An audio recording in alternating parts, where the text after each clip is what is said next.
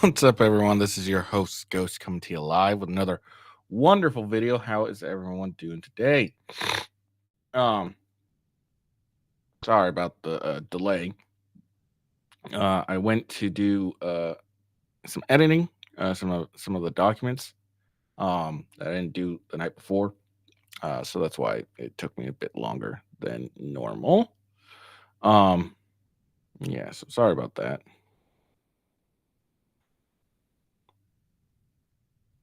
Hold on.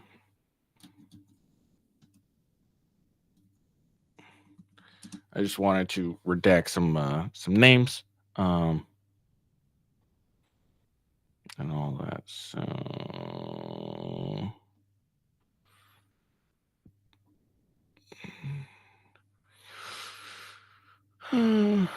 just double check there's no. All right, cool. All right. So, but anyways, yeah, that's why I was delayed a little bit. Is I was busy doing that. Um. So yeah, how's everyone doing today? Doing okay. Myself, a little pissed off at the moment. Uh, Pretty much just due to what we're going to talk about here in a second. Otherwise, I am perfectly fine and enjoying my life. Um, I got a new mug to drink my coffee, my delicious coffee. That's from 1775 Rumble. It's delicious. It is my Don't Tread on Me mug. Yes, don't tread on me. 2A, super important. Ah, some delicious coffee. All right, so we got a shocking update coming down from the Nick Rekieta. God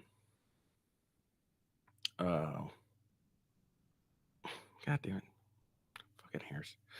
From the Nick Rekieta case. It's really fucking disturbing, honestly. And it's something that could really just piss you off, which it has done to me. Um, but yeah, it is confirmed these documents are true. Um, not just by the individuals that leaked it, which was QE Farms, but also by Nick himself, as Nick did his first live stream in forever. Well, since his arrest. I mean, not in forever, but since his arrest. Um, and yeah, so and he basically confirmed uh, that these documents are 100% real.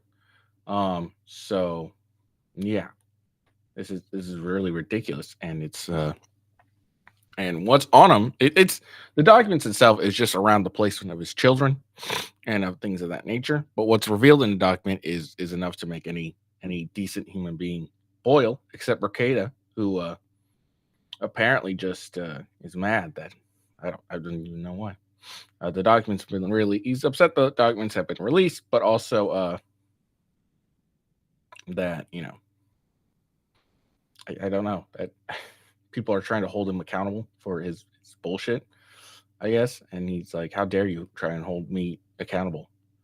So I don't know. I'm just fucking irritated as hell by this guy.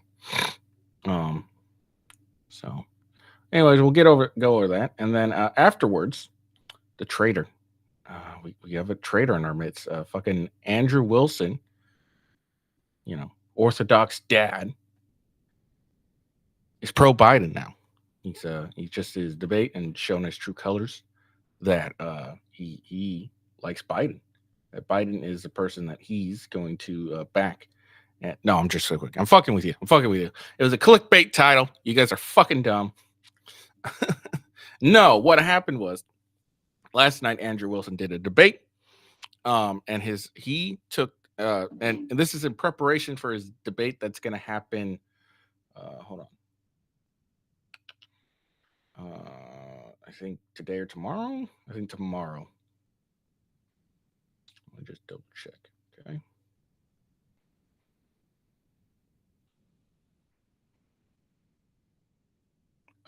Thursday, or sorry, Wednesday, or for fucking hell, this Friday. So that's the debate that he was doing. He was doing one of his mock debates, and he was on the side. He to try and ensure he had the best. Well, he basically was going on. Being he was arguing for the other side. To help shore up his own convictions and beliefs. So he was arguing from the other side so that he could argue better this Friday. So everyone everyone saw that he was debate that he was debating for Biden, and people kept coming in saying what's going on and stuff. I figured I'd get in on the clickbait and pretend that Andrew Wilson is still a traitor. No, he's not. So, anyways, for whatever fucking reason though, the debate, I didn't watch the debate. I have no idea what's going on with it. But I do subscribe to the Crucible.video, which you can find all his old stuff to watch, but it's not up there for whatever reason. What the hell, Andrew? You piece of shit. How dare you? Not only are you a traitor, but you can't even have the decency to post the the debate on your channel, whether it's on the Crucible or your own your own supporter page. It's not posted there. Did you lose so poorly that you have to hide? Probably not. What actually happened? He's probably just forgot to upload it onto the page, or it's taking a minute for it to actually upload on the page itself. So we're gonna have to go over to his opponent, which is, I think, a friend of his that frequently is on his show debating stuff. Channel is Normal America with Rob Noor, whatever. So yeah, so we're gonna watch it on his channel. I have posted the link to the channel, or to the video itself, in the description. So check that out if you're interested. If you're not, don't. But first, we're gonna get to this Ricada stuff. I'm behind schedule a little bit, unfortunately, but it is what it is. So we may not end up finishing the debate itself. That may have to lead in tomorrow, but that's okay because I am gonna have to do something later today. But anyways, let's get into the Ricada stuff so I can be pissed off, and then I can calm down and be relaxed by listening to some a good debate with Andrew Wilson. So here we go. All right, so I have all the documents that this is concerning, but let's just before we actually go and look at documents, let's hear about the authentication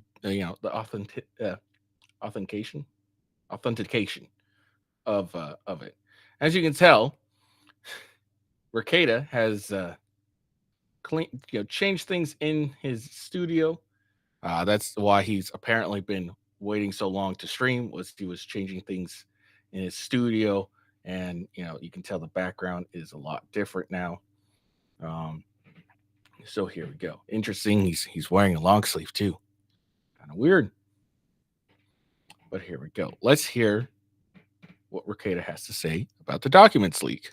Stream. It was going to be a much longer stream, but first, the release of information that's supposed to be protected at a very specific time, right after I announce the show and right before the show starts, is something that is concerning.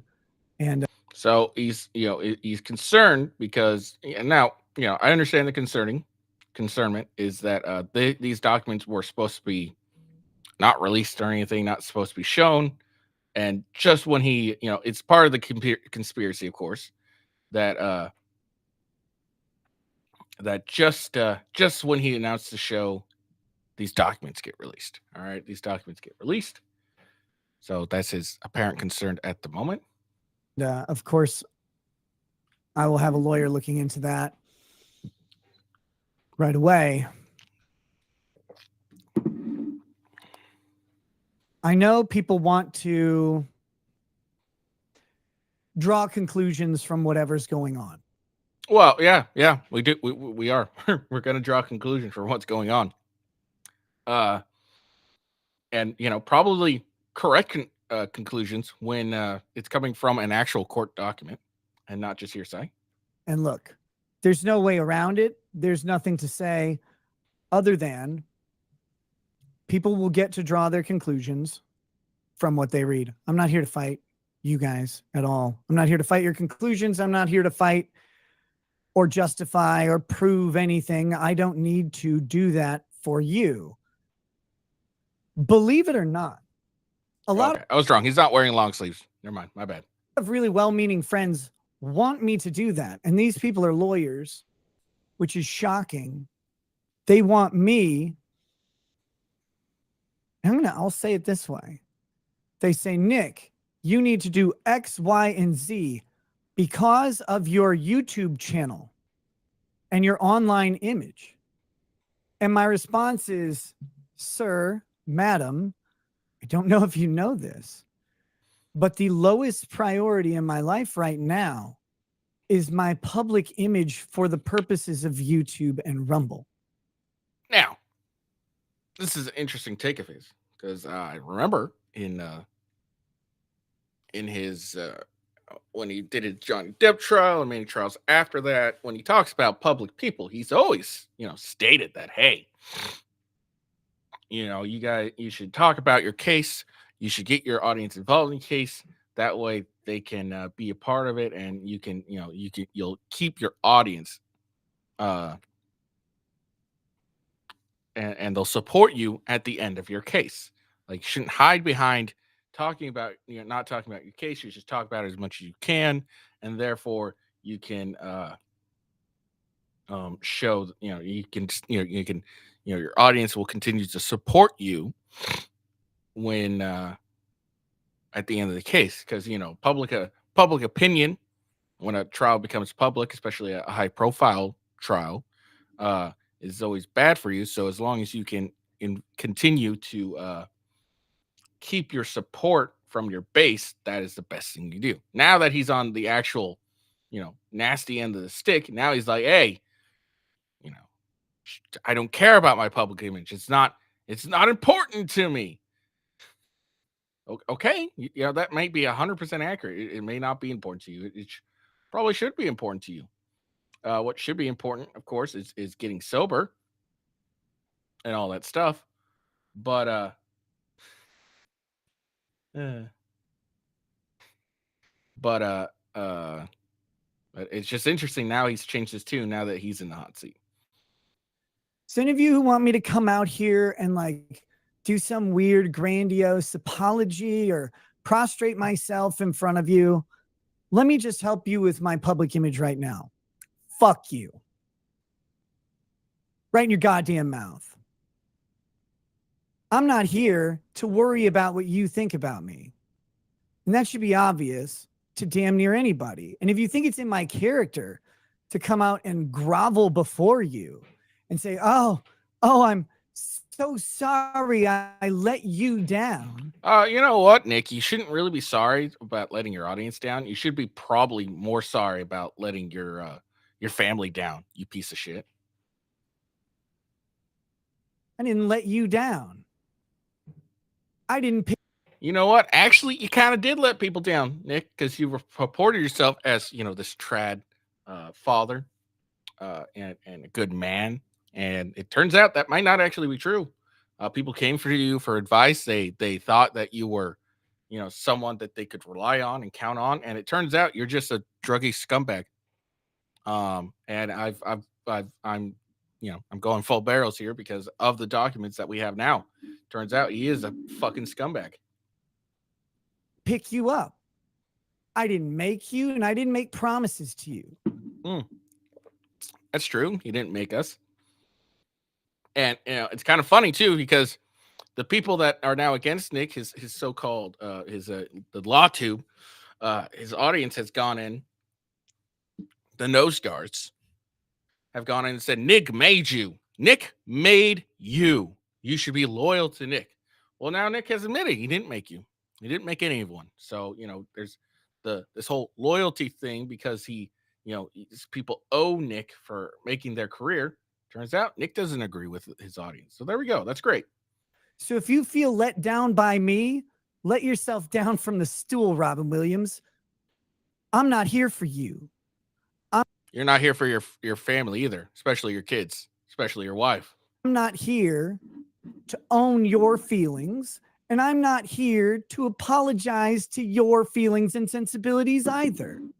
You should apologize to your family, your kids, especially, your wife as well, because you're a failed leader of your household. You're supposed to be the man, the leader, and you failed. You're a fucking failure, you piece of shit. And if I did, you shouldn't respect me. I don't. Because anybody who comes out like a little fucking bitch and says, I really am worried about my public image. You know, that's true. If you come out and you're like, I'm super worried about my public image, you know, they are a little bitch. I agree with you, Nick. But you know, you should be going out. It's like, look, I'm fucked up. I messed up. Um, I do apologize for letting all you down and not being the person I thought you were. That could be, you know, maybe useful. I don't know if that's something that could cause trouble in your legal case, but I don't, honestly, you should be apologizing to your kids. I'm sorry, I'm such a poor father that you know, I've caused us so much issues because you know I needed to do drugs for some reason because you know I'm so upset with my life or some shit like that. Not my family, not my liberty, not holding government accountable. Government accountable for what? What all you've made for you know is some vague reference that the government's after you. Look, I don't get this this argument that the government's after Nick. Would the government be after Nick? Like seriously, what makes Nick so important? You know, Robert Barnes tried to talk about how he was you know talking about corrupt officials in his town or some shit like that. I don't remember him really covering Spicer, Minnesota. Okay, or shit in my Spicer, Minnesota. I don't remember him actually really talking about much in Minnesota. The only thing I thought heard him really talk about, and I've watched Nick for a while, at least long prior to the downfall, since the Rittenhouse. I don't remember him ever really talking about anyone in particular, especially in his town. Maybe a few politicians here and there, but nothing that like would really warrant let's a conspiracy to plant cocaine and anything like that. So what corruption are you talking about?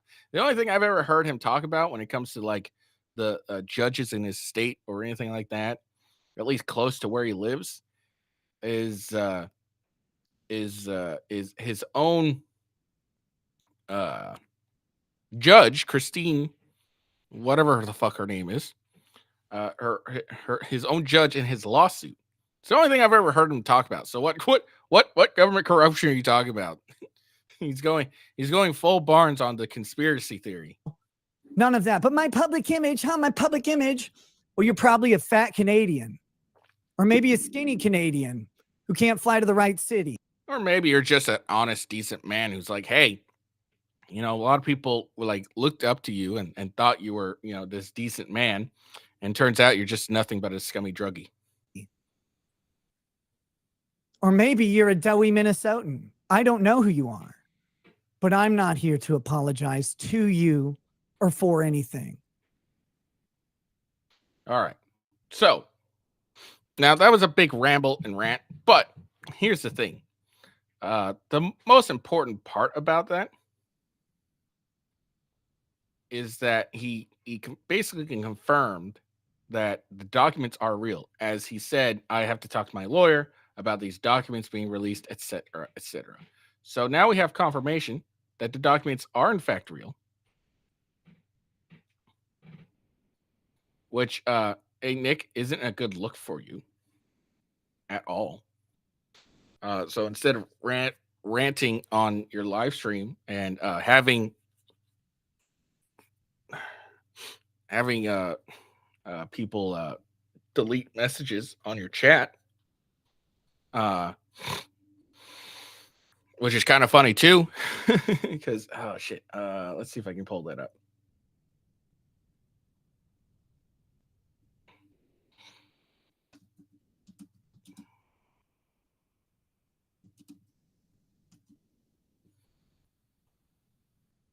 Okay, so here we go.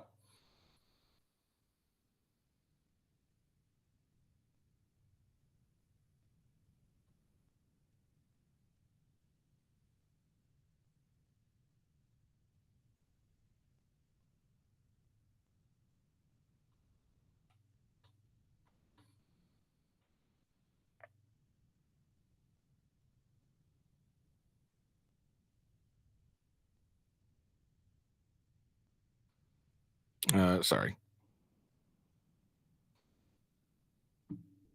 So here you go. There's a $5, £5, sorry, note. Why are Nick's mods deleting super chats talking about extremely serious accusations? That's a really bad look. So apparently during the stream, or at least this one is prior to the stream, Nick's mods were deleting chats when talking about this super important stuff. And again, it's really fucking funny. It's really fucking funny that Nick's always like, "Oh, I don't delete chats. People can say what they want. I don't care. Pay me, blah, blah, blah." Well, apparently you do really care when it turns out that people actually have some shit that they need to say, and it's not just shit talking. It's something backed by actual evidence. So there we go. All right, so let's get to documents. Why am I so pissed off about these documents? All right, why have I now opened up full barrels with these documents? Why?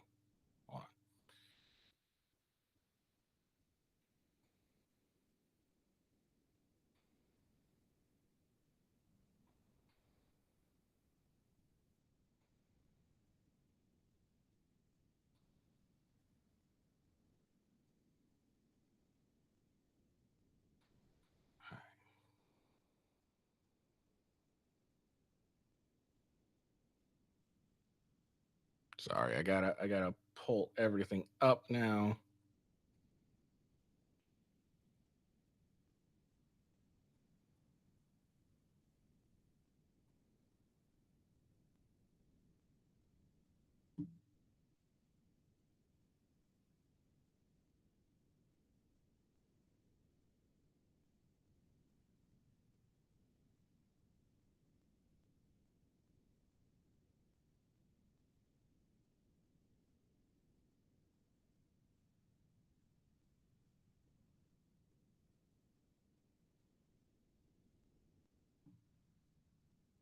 Sorry, hold on. This shouldn't take very long. I just gotta cause I forgot I can't just share screenshots and whatnot. I gotta actually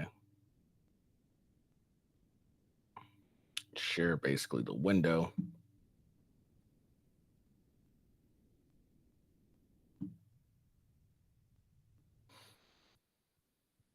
Now I have edited out. I have edited out the children's names. They may already be doxxed and everything, but I am not going to participate in their doxing and all that. So I've edited out the names. Don't care that they're already basically they're in. They're like everyone knows the names at this point. I'm not going to continue it. These are children. All you who keep blasting the children's names, fuck you, you assholes. Oh. It's not their fault that their parents are junkie scum. All right, so this is state of Minnesota, county of whatever Candoya, however the fuck you say it. In the matter of the welfare of the children of Kayla Ricada and Nicholas Ricada, parents, findings of fact, conclusions of law, order following a joint emergency protective care hearing and admit/deny hearing. The above entitled matter came before the undersigned judge of district court on June 6th. So this happened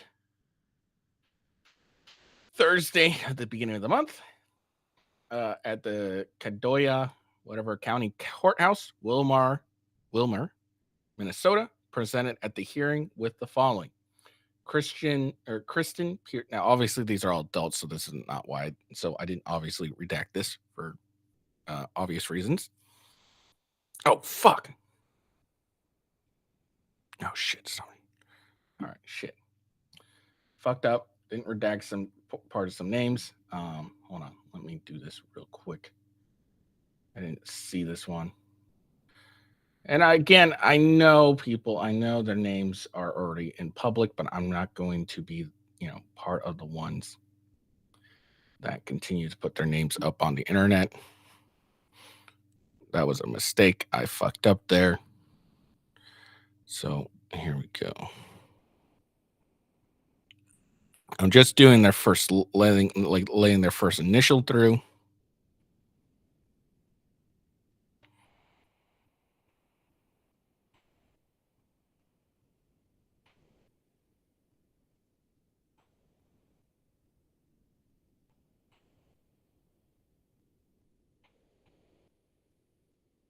Okay. I thought I got everything, but apparently I missed that particular one. So I'm sure people will see that. Oh, no. Okay. Well, these documents are public, but I am still doing my best to edit it. I just did this prior to coming on to doing my show. So that was my fuck up there. I should have done it the night before, but I was busy doing other stuff.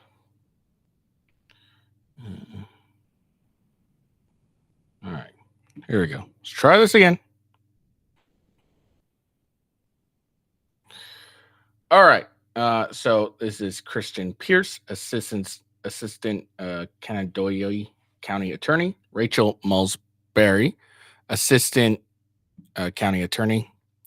Alicia Sweeps, county the Health and Human Service. Don Weber, attorney at law, with and for Nicholas Requeda. Hold on. Curiosity.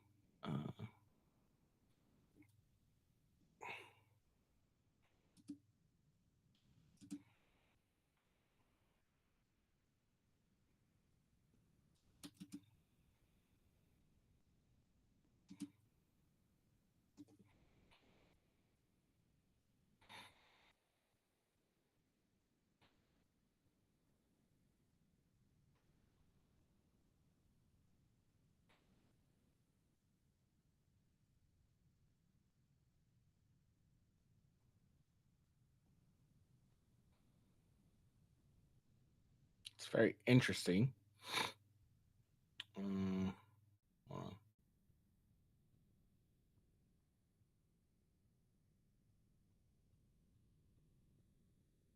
Okay, if this is the same Don Weber. It's kind of weird that this is Nick's attorney because she apparently is a personal injury attorney, but also a divorce attorney. So could that be something? I don't know. I honestly don't know. But it's interesting considering the fact that the attorney he apparently hired, John, was it White? Francis White, I think it is, his attorney for his his legal case, is a family law attorney. So it's a little interesting that that he used a divorce and personal injury attorney for this particular hearing. Now, maybe it was the first lawyer he could get on, to come and do it, maybe, or maybe not. And here's something interesting as well. So, John Mueller, attorney at law, with and for Kayla Requeda. That's obviously his wife.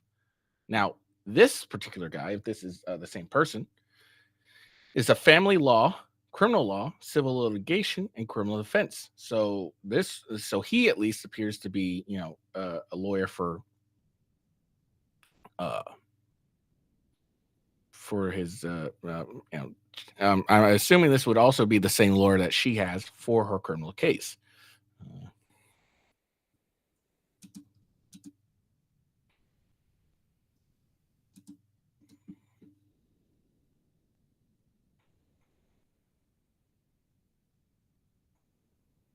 All right.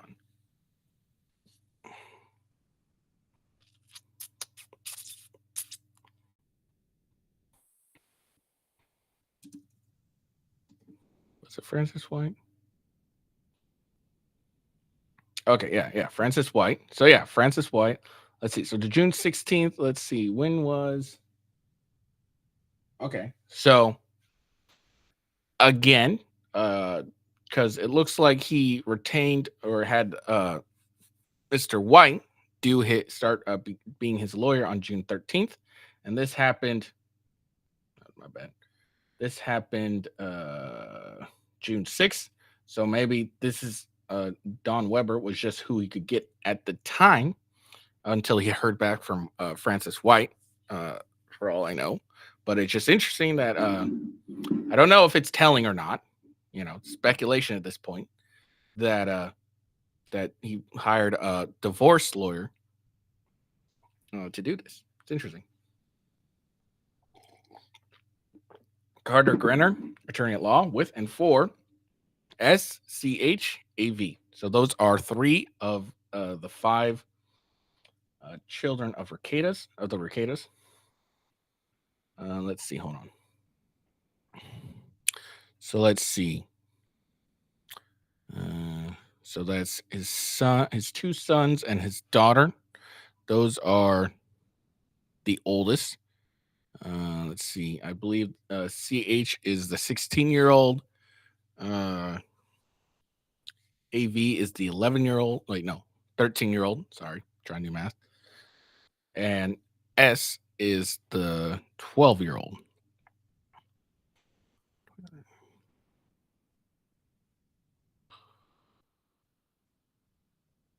Yeah. Okay. Christian Barber, guardian ad litem. Now it's I don't know why it's only these 3 that are here. Maybe because they're the teenagers. I don't know. I don't understand. Legal Mindset will be doing a stream later today, actually in a couple of minutes, in like 40 minutes. So maybe we'll be able to see what's going on there. So the guardian ad litem, if I remember correctly, they're basically like the advocates, like they have the attorneys, and then there's also advocates that children normally have. So let's see.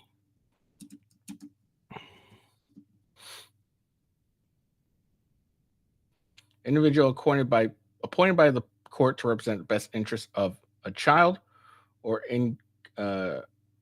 incapacitated person.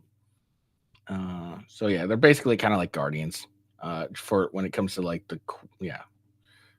prior to being placing into a system or something, I guess. I don't know. Foster parents also appeared. All parties and participant appeared in person at the beginning of the joint emergency protective care hearing and at admit/deny hearing.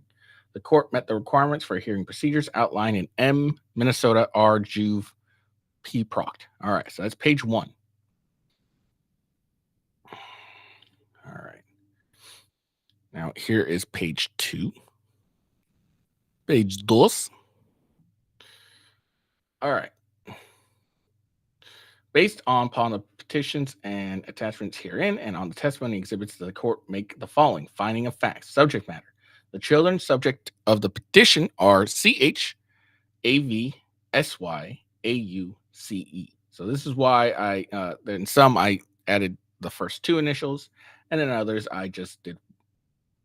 Well, it looks like I just just did all that. But I guess S didn't really need it, but whatever. So let's see, son, daughter, I think it is.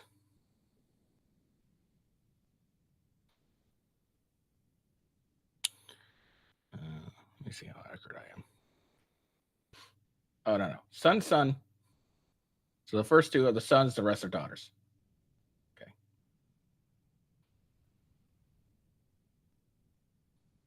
All right. So venue is proper in Caddoya County because the children reside in this county. Parentage, Kayla Recaida is the mother of the minor children. Recaida, Nicholas Recaida is the father of the minor children. Miss Recaida and Mr. Recaida are kind of weird. Is it Miss MRS? Kind of weird. Hold on. It must be a typo.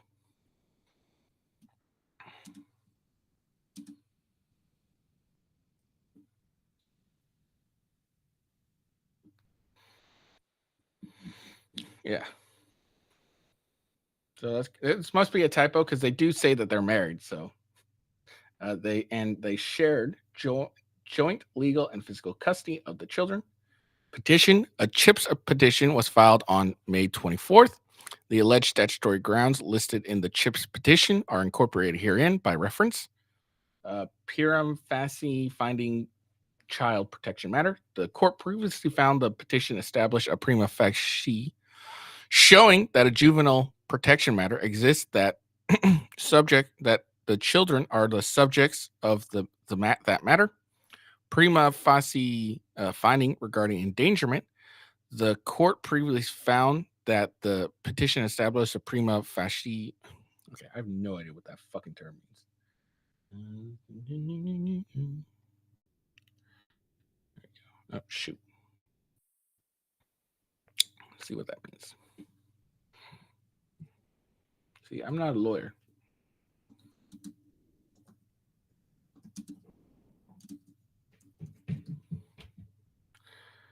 Let's see. Prima facie is at first view. Okay, so at first view, that's what that means. So at first view, finding. So right before, like when they first did it, that's what this means, I guess. The court previously found that the petition established a first view showing that the children's health, safety, or welfare would be immediately endangered if the children were released to the care of the parents. So this is just an addendum, I guess, that on the petition, the daughter's name, one of the daughter's name was incorrectly spelled. The youngest, actually. So there we go. All right. All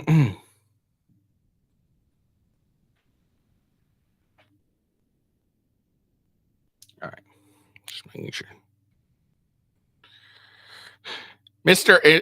Igmagnic. Yeah, I know it's a mock debate. It's called clickbait, you dumbass. Why don't you just wait till I get to it? I know it was a mock debate. I'm just fucking around because, again, not yesterday, during his chill stream, Andrew was joking about it, saying like, "Oh, this is gonna get clipped to hell," and I was like, you know what? Why don't I be part of that clipping to hell? And but it's a joke. It was a joke. It's clickbait for people to come in and rage about, get my feelings up. That's all it was. I understand it's a mock debate. Don't worry. I know it's a joke. And it's for people just like you to come in and be like, "Hey, it's a mock debate. What are you doing? He doesn't actually support Biden." Yeah, I fucking know. I know. You should have been here at the beginning of the stream. I already said that. Let's see. Where the fuck was I? Oh, there. All right. Page 3. All right. Services. Mr. Ricada. Mr. Ricada were personally served with the summons and petition on May 28th. Motions to intervene. No motions to intervene were made. Yeah, I know. I know, Mr. Igmatic. I know a lot of people were taking it seriously. I understood. I intentionally did that just for this, just to get But no, I watched the chill stream yesterday when he talked about it, and he kept mentioning like there's going to be so much clips of this, and I figured I'd get in on the fun. But don't worry. But yeah, it was intentionally for people to come watch me review it, get my viewers up. It's 100% clickbait. Don't worry. Let's see. The Protection of the Indian Child Welfare Act, ICWA, does not apply to this case, probably because none of the children are Indian, I'm assuming. McKenna's Law. The court provides the McKenna's Law advisory to S, C, and AV. Representation. Parents were advised of the rights to be represented by counsel on the record as required by Rule 36. And parents were each represented by an attorney at this hearing. Ex parte hold and order for hearing. Excuse me. The children were placed on a law enforcement hold. The date of removal is May 23rd. The facts that warranted removal of the children from the caregiver on an ex parte emergency basis are as follows. On May 23rd, law enforcement officers from the county sheriff's office executed a search warrant at the family residence. During the search, narcotics and drug paraphernalia were located. Parents were placed under arrest, and the law enforcement officers placed the children on a law enforcement hold. Continued EPC hearing and emergency protective care EPC hearing was scheduled and held on, I'm assuming that means May 28th, 2024. At that time, the parents motioned to continue the hearing for good cause. The court found good cause to continue the EPC hearing to protect the rights of the parties. Sorry.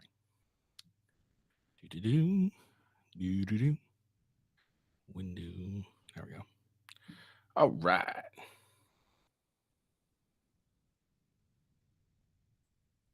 Okay, cool. Just want to make sure. Okay. The testimony. The court received testimony from Alicia Sweet, Christy Barber, and Robert Ricada. I'm assuming that's his father. Ooh.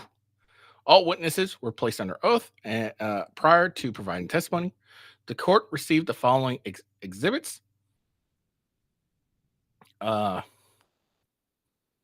Exhibit 1, drug testing of the parents. Exhibit 2, drug testing of the children. Now remember that. So that's important. Protective care determination. All parties and participants were offered the opportunity to cross-examine petitioner regarding the ex parte filing. After receiving additional facts, the court determined that a protective care shall continue. The court makes the following exhibits, explits, whatever, can't fucking talk,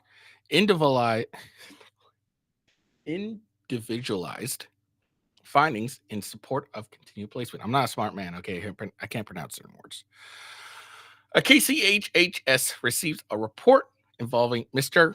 Ricada and Miss Ricada. Again, that's weird that it's MS instead of MRS. That's generally how it's spelled when they're married, when people are married. Am I crazy?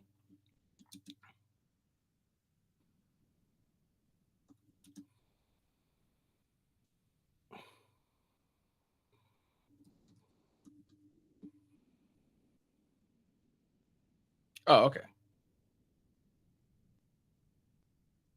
Okay, it's Ms. So MS might, okay. Anyway, okay. Never mind. My bad. So Ms. is normally for unmarried. MS does not. It's just feminine, doesn't mean marital status. All right. I don't know. I always thought MRS was married, but I'm just crazy. So law enforcement, the report was that law enforcement was going to the home of Mr. Ricada and Miss Ricada to execute a search warrant. Upon executing the search warrant, the law enforcement found over 26 grams of cocaine, ketamine. Okay, now the ketamine wasn't 26 grams, just the cocaine was.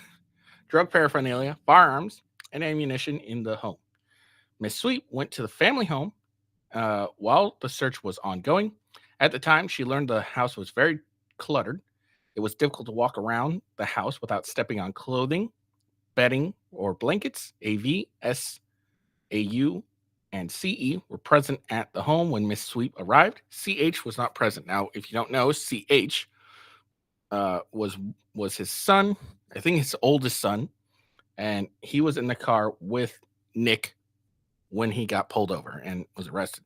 Now, there's a little more detail about the clutter of the home. So, like I said before, we don't, when the body cam footage is shown or we get some more information, we may be able to determine, how neglected the house was. This is stating that you couldn't walk around the house without stepping on clothing, bedding, or blankets. So that means that there was a lot more disarray than initially said in the search warrant. Because it's one thing to like, hey, there's a bunch of clothes in like various areas and stuff. But if it's all on the floor, like a bunch of clothing, bedding, and blankets all on the floor, okay. And it's hard to walk in the house without stepping on any of those. That I would consider. a bit more neglectful than a standard home that maybe has some areas where it's very cluttered and maybe some dirty dishes. That's so this is more evidence that there may the neglect and the drug use had caused a lot of neglect, and the house was in a bit of disarray, far more than you would assume from a uh what's it called, from a family of five. Okay. Let me just make sure.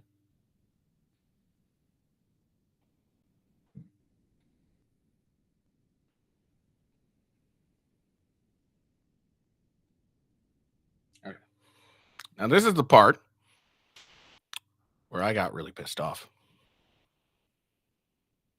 because there was, you could have made the argument that, hey, yeah, they were, there could have been that argument that, hey, they could have been doing cocaine and all that stuff, but they weren't very that neglectful. They, took care of their kids. They just did cocaine. There's that argument all the time. Okay. And, again, apparently from the look of it, the house was, far more cluttered than previously thought, as it was impossible for someone to walk without stepping on clothes. Okay.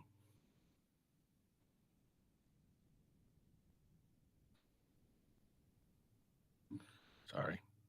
That's not what I wanted. There we go. Okay. So, that argument, is looking less and less plausible.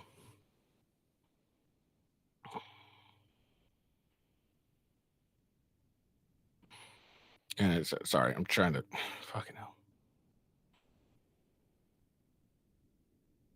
Okay. Whatever. So, after being placed out of the home, the children were subject to the hair follicle drug test. All of the children, except for AU, that's the second youngest. That is,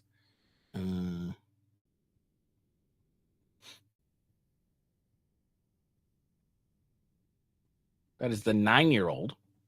Okay. So the 9-year-old tested positive for cocaine at levels of over 5,000 with a cutoff of 500. Now, I'm not sure what that means at all. The 5,000 with a cutoff of 500, or 500, or 5,000, sorry, with a cutoff of 500. I don't know what that means. Let's see.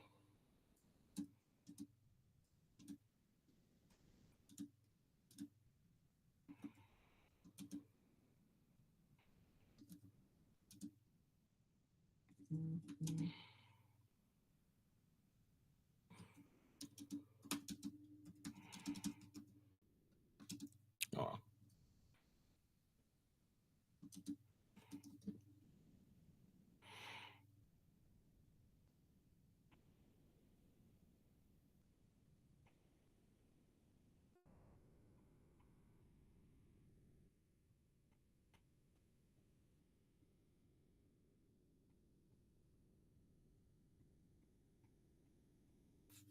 All right. So, fuck, what was I gonna say? I don't know. I got distracted. So yeah, I don't know what this 5,000 with a cutoff 500. Hopefully, when Legal Mindset does his analysis, I'll be able to get some more information on that. But his 9-year-old tested positive for cocaine. No one else, none of the other kids. So there could, it's very odd that only one of the kids tested positive for cocaine. So this couldn't be is it possible this was a false positive? Maybe. Again, Nick didn't deny anything on this. He said the documents were real.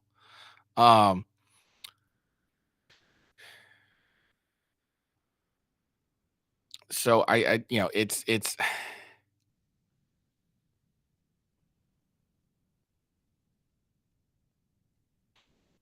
so, I mean, what this generally is confirming, regardless if the kid had ingested it or not, what this is showing is the kids actually interacted. At least one of the kids interacted with the drug at some point, which shows further neglect that, it's not looking good for Nick, as it shows further neglect when, your kids, it was one thing when the argument could be made, hey, the drugs were locked in the car,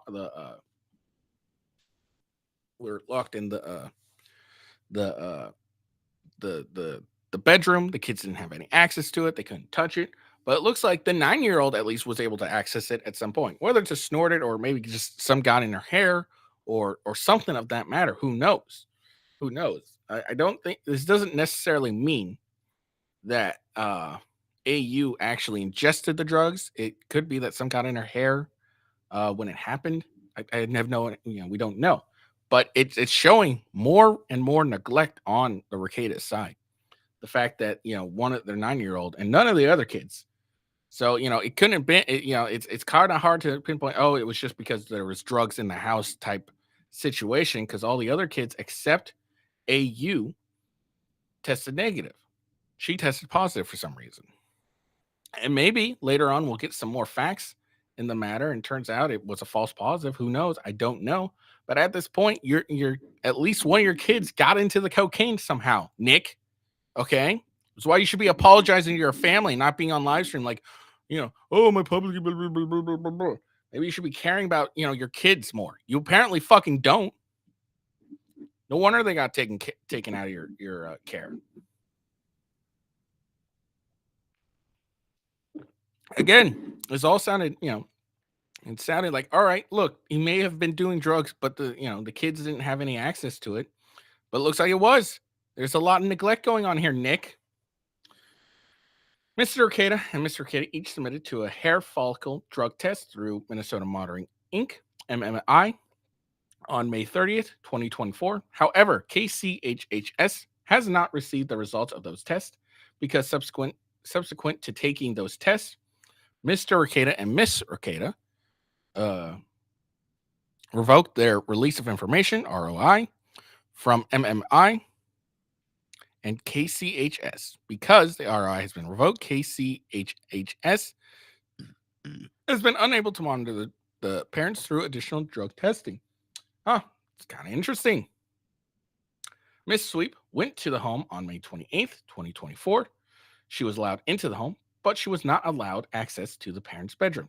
Now, I don't know if this means that the parent, like Nick and Kayla, denied access, or she was told she couldn't go into the parents' bedroom. I don't think that was the case.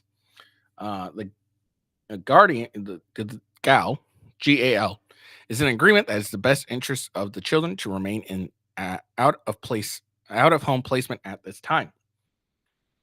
Surroundings or conditions. The children are in surroundings or conditions that endanger the children's health, safety, or welfare, requiring responsibility for the children's care and custody to be immediately assumed by KCHHS, contrary to the welfare and best interests, children out of home. It is in the best interest of the children for care, custody, and control of the children to remain in KCHHS for the purpose of placement with suitable foster care provider. Continued custody of the children by the parents is contrary to the welfare of the children. The placement proposed by KCHHS is in the children's best interest. In making this finding, the court relies upon the best interest factors considered by KCHHS as set forward in the CHIPS petition, which are incorporated herein by reference. It is in the best interest of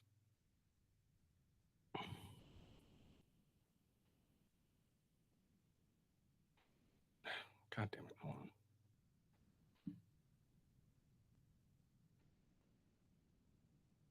There you go. Of the children to remain in foster care until the parents are able to provide a safe environment to something through substantial compliance with the case plan by the correcting the conditions which have led to out of home placement. The placement purpose proposed by the agency is the least restrictive and most like home-like setting that meets the needs of children. Reasonable efforts. Given the particular circumstances of the children and the family at the time of the children's removal, there's no services or efforts available that could have allowed the children to remain safe in the home. KCHS is providing reasonable efforts to reunify the children with their parents and to prevent the need for further out-of-home placement. However, those efforts have been hampered by the parents because the parents have revoked ROI, have not been submitting to drug tests, and have not allowed KCHHS full access to the home. Removal date and permanent deadlines. The children were removed from the home on May 23rd, 2024, which is 14 days in an out-of-home placement. The permanency review hearing must be held no later than 180 days after removal, which is November 19th, 2024. If applicable, the permanent petition must be filed no later than 335 days after removal, which is April 23rd, 2025. If applicable, an admit/deny hearing to determine the permanent status of the children shall be held by May 23rd, 2025. Pursuant to Minnesota Stat and subsection, I think that means 26C.503 subdivision, I think 1, admit/deny. An admit/deny hearing was held on June 6th. The parents were each represented by an attorney. The parents were advised of the right to have a trial regarding the CHIPS petition, including the right to testify or call witnesses.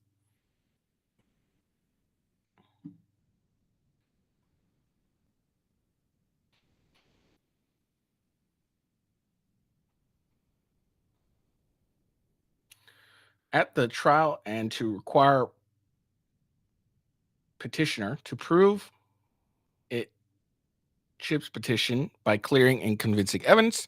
So that's not beyond a reasonable doubt. That's a preponderant. After consulting with counsel, the parents each enter a denial, I think. Protective order. The parties have agreed to a protective order for discovery. The parents have agreed to waive the timing requirements that the pretrial hearing be held at least 10 days prior to the start of the trial, pursuant to Minnesota RJuv Prot P 48.101. Conclusion of law. It is in the best interest of the children that they shall remain in the protective care of KCHS for the purpose of placement with an appropriate licensed foster care provider. Reasonable efforts. KCHS is providing reasonable efforts to reunify the children with, I've already read that. It's just a repeat. Order. The children shall remain in protective care of KCHS for the purpose of placement with an appropriate licensed foster care provider. Services, examination, and evaluation. The following shall be provided to the children and the family pursuant to Rule 4 2.09. Parents shall each submit to chemical use assessment and shall follow all recommendations.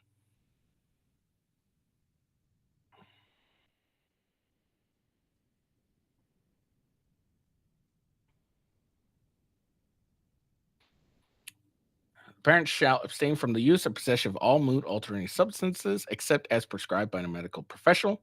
The parents shall submit to chemical testing of any type as requested of KCHS and/or the GAL to verify abstinence. The parents shall sign all necessary release of information to the service provider, may share information with KCHS and the GAL. The parents shall sign release of information from MMI to KCHS and the GAL, so that the KCHS and the GAL may monitor and verify the parents' drug testing results. KCHS shall file an out-of-placement plan provided to the parent parties and foster care providers within 30 days of the court order placing the children in foster care, an order for protective care, or order transferring legal custody to KCHS, whichever is earliest. Out-of-placement plan shall be filed no later than June 22nd, 2024. So that is in a couple days. Now, for anyone, this has already been revealed, so I have no problem issuing it. But if I remember correctly, the children are with, I think, Kayla's parents. So they're not really in the foster care system. It's just a term, but they are being placed. They are placed in They're with family, which is good. The terms of parental and sibling visitations pending further proceedings are: visitation between the parents and the children shall be supervised or supervised safety center and or supervised at the KCHHS building by a member of KCHHS staff. Relative search. KCHHS shall exercise due diligence to identify and notify adult family members within 30 days after removal.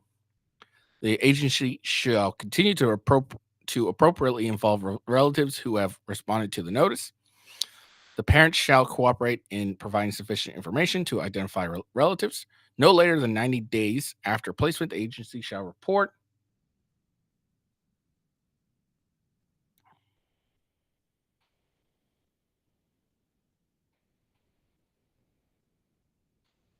The court its efforts and decisions regarding placements.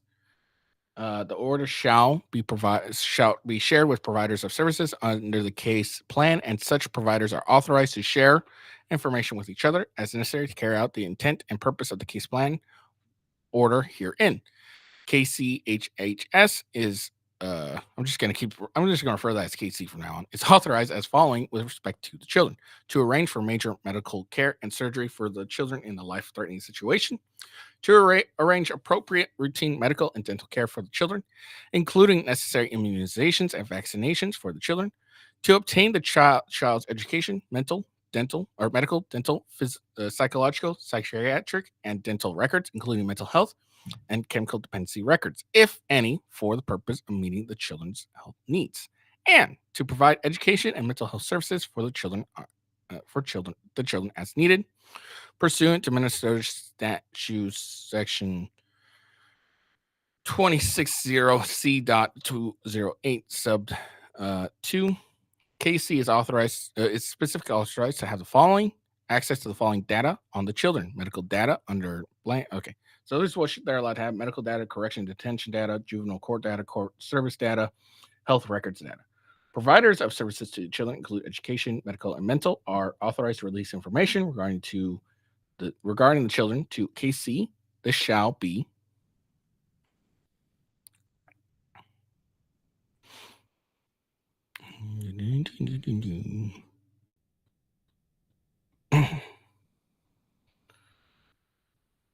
shared with providers of services under protection. Providers are authorized to share information with each other as necessary to carry out the intent pursuant to rules of juvenile procedure. The order establish the following deadlines or specific dates for the proceedings in this matter. Deadline for discovery is July 15th, 2024. This include inspection and copies of documents or other tangible evidence. Identify the names and address of all persons intending to be called as witnesses at trial, and shall allow other parties to inspect and copy such witness written or recorded statements within the party's knowledge relating to the case. Identify the names and address of all persons intended to be called as expert witnesses at the trial, the subject matter about which each expert is expected to testify, and summary grounds of grounds for each opinion to be offered. The following additional pretrial preparations and discovery is authorized, and the report of such discovery shall be completed and disclosed to other parties: physical examination, psychological examination, depositions, as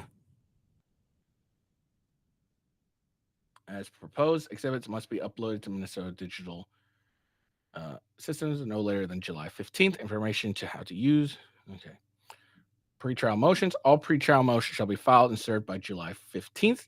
Pretrial conference. All pretrial conference shall be held on July 15th at 3 p.m. Parties and their legal counsel shall continue to the pretrial conference prepared to determine whether a settlement or any or all issues have occurred as possible. Discuss the issues set forth in the Juvenile Protection Order. Trial, Rule No. 49. A trial in this matter shall begin on July 23rd, 24th, 25th, or 26th at 8:30 a.m.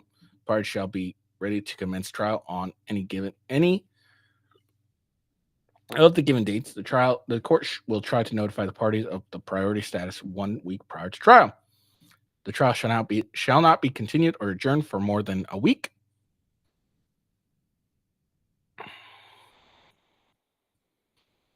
And this is it.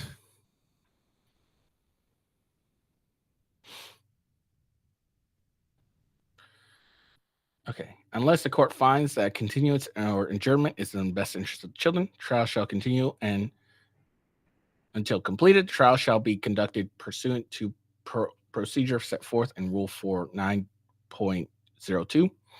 Court settlement conference. The parties shall participate in court settlement conference or other forms of alternative dispute resolution. Hearing locations. All hearings shall be located in the KC courthouse. The order is subject to revision as necessary to serve the best interest of the children and interest of justice, so long as the permanency timelines are not delayed. All previous orders of the court remain in effect, except explicitly omitted herein. And this is the judge who signed it. So there we go. So Nick has had his children taken away, apparently completely. It looks like he may have some supervision rights and all that. So there we go. Whew. A lot of talking. So yeah. And Nick decides that he needs to go on and bitch and moan about people trying to hold him accountable for his bullshit actions. So Nick is gone complete scumbag. He's so bad that one of his kids even ended up having some sort of cocaine in either sorry, what the fuck?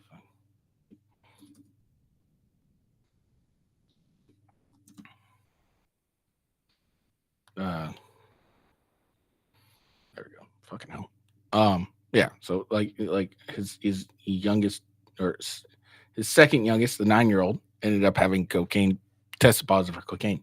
What also really is tragic about all this is one of their children suffers night terrors. Nick has talked about this consistently, like throughout his entire a lot of his podcasts, and I can't remember which one. I think it might be the youngest, but one of them, the daughters at least, suffers night terrors. And oh God, I am glad that they're at least in their like grandparents' home, because at least they can be able to sufficiently help, because I'm sure those night terrors have gotten worse since all this has started. You fucking scumbag, Nick. You're a fucking scumbag. Piece of shit. And you want to go,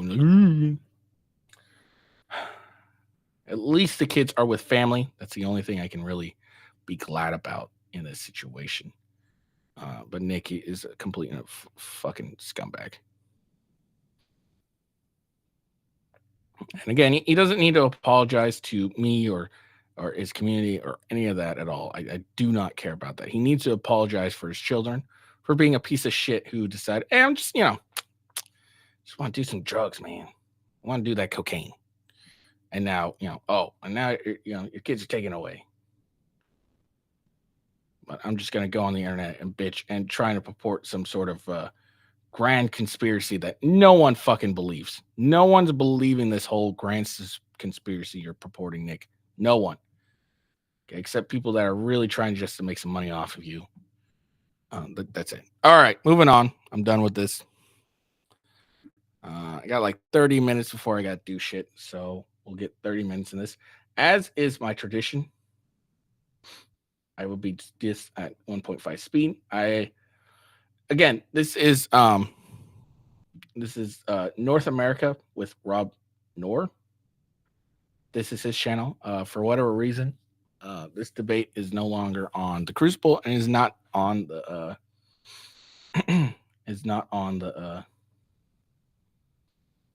either his YouTube channel or the website, because he failed so badly. He was embarrassed how poorly he was. He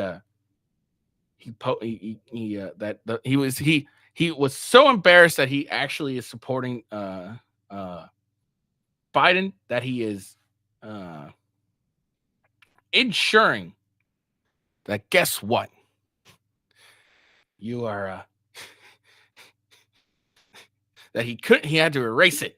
But Rob Noor, the hero of America, is exposing the traitor Andrew Wilson.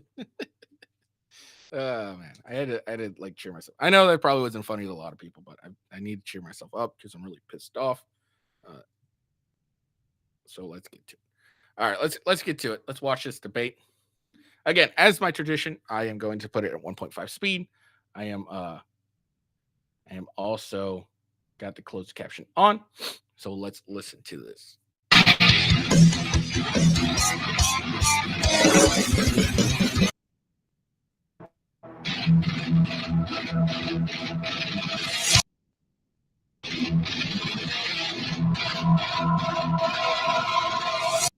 Get your clips ready, ladies and gentlemen. I'm sure this will be the most clippable openings. Take a moment to thank you for coming on such short notice to moderate this debate. Really appreciate it. And of course, Rob Knorr. I'm sure that this is going to be a fun debate to say the least. I will, of course, as the challenger. Look, Rob Knorr is definitely an OnlyFans girl. I don't care what this says. He's definitely an OnlyFans girl. Just look at that. He's just telling on himself. To the evil and despicable Trump supporter, I will give the first opening statement. I think that that's only fair. I'm sure that if I was on his channel, he would just mute me the entire time because, like a typical Trump supporting scumbag, they don't want to actually hear. See, look at this. Look at this scumbag, Andrew Wilson. What reasonable high IQ Democrats have to say.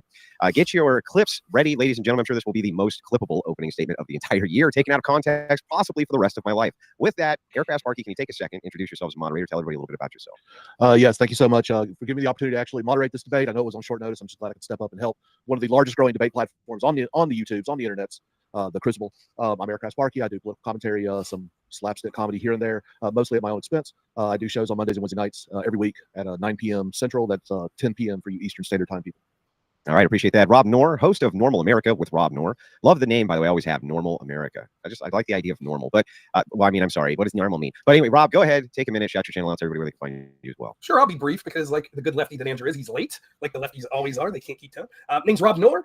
Like I said, like Andrew said, Normal America with Rob Knorr on YouTube. Just Rob Knorr as it's spelled there on most other platforms. I usually stream Wednesday, Thursday, Friday evenings around 8 p.m. Eastern. Consider myself a libertarian adjacent populist is what I consider myself. Have a lot in common with Christian nationalists in the direction that I think this country needs to go. It's my honor to be here. I don't care. This guy's an OnlyFans whore. It says he's an OnlyFans whore. Ignore the not and. He's an OnlyFans whore. Here, helping you prep for a big performance, hopefully. I am... What? A performance? This is bullshit. No. Andrew is a traitor, and he's part of the... He supports Biden. No. Again, on Friday, he's going to go on Tenet Media, and he's going to actually be debating the pro-Trump side. And so he is taking the opposition side to shore up his own arguments and hopefully do a lot better. And as he normally does, destroy his opponent. So it's very intelligent to go on your side to do the opposite and argue the opposite. So you know the arguments that the other side could potentially make, and that ensures up your side and makes your arguments stronger. Interested to see how you take it. It is my goal, like anytime I debate Trump v. Biden, because I have the good fortune of being on the correct side of this debate, to allow my opponent to talk about whatever specific topics within this that they want. And so giving the opening statement, I'm interested to see where you take it, and we'll go from there. All right, I appreciate it very much. Again, gentlemen, both of you, thank you so much for participating. It's going to be very helpful to me. Okay, ready? Get your clips ready, boys, I guess. But from here... Yes, get your clips ready to expose the traitor. I'm not going to do much more of that, so don't worry.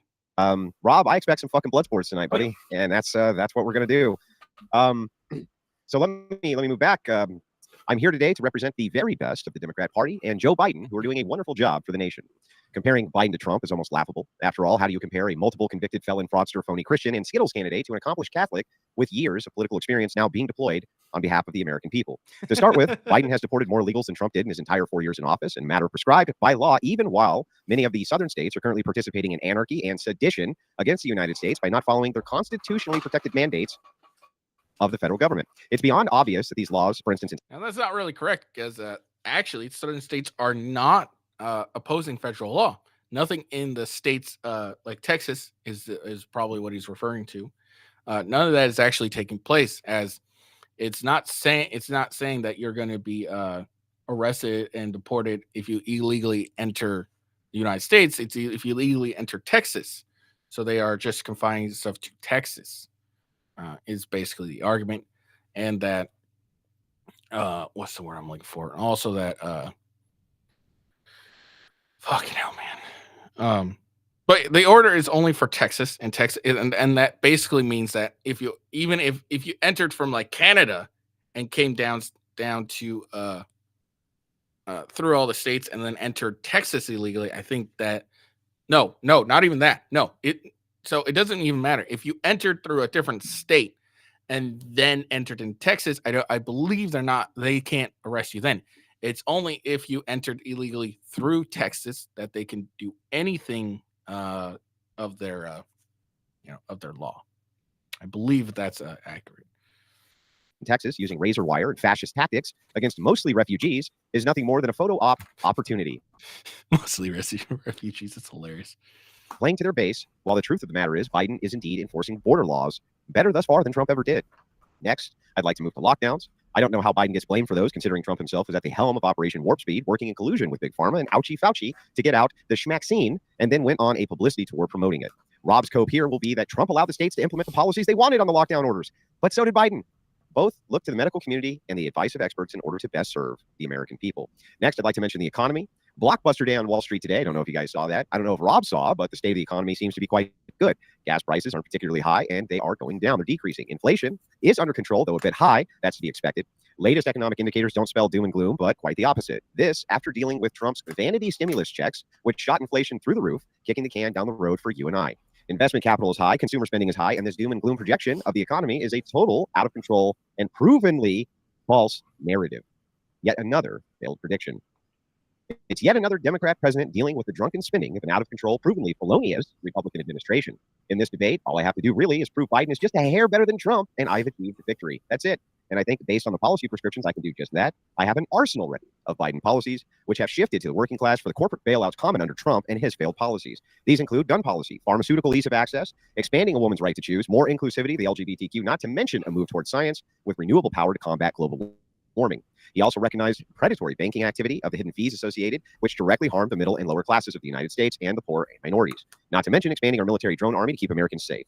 Trump was busy banging porn stars and paying out hush money since he's an immoral scumbag, while Biden was busy raising a family and following Christian ethics instead of opportunistically grifting the evangelical community, which is full of low IQ religious wacko. It's just funny. Now, again, he's just using as much of the information that his leftist opponent is probably going to be using. It's kind of funny considering he just mentioned Christian ethics, while Biden is supportive of the LGBTQ community and all that stuff. And all that. So it's really funny to hear this. It's really funny seeing Andrew being on the opposite side of things and making most, like, if you really know it, a lot of that right there was just ad hominems. He banged porn stars and shit like that, paid them off. Who he then incited into violence over and over again. There's a whole lot more here I'd like to get into, but with that, I yield my time. Outstanding. Thank you for that opening statement. And we will now go to the, I'm assuming the pro-Trump side. That would be Rob Noor. Rob Noor, you were on the clock. Okay, thanks so much. Glad to hear that Brianna Wu finally got to Andrew with Progressive Victory Pack. I'm sure he's being paid handsomely for his words here today. So there's really three ways to look at Trump v. Biden. And it's ironic.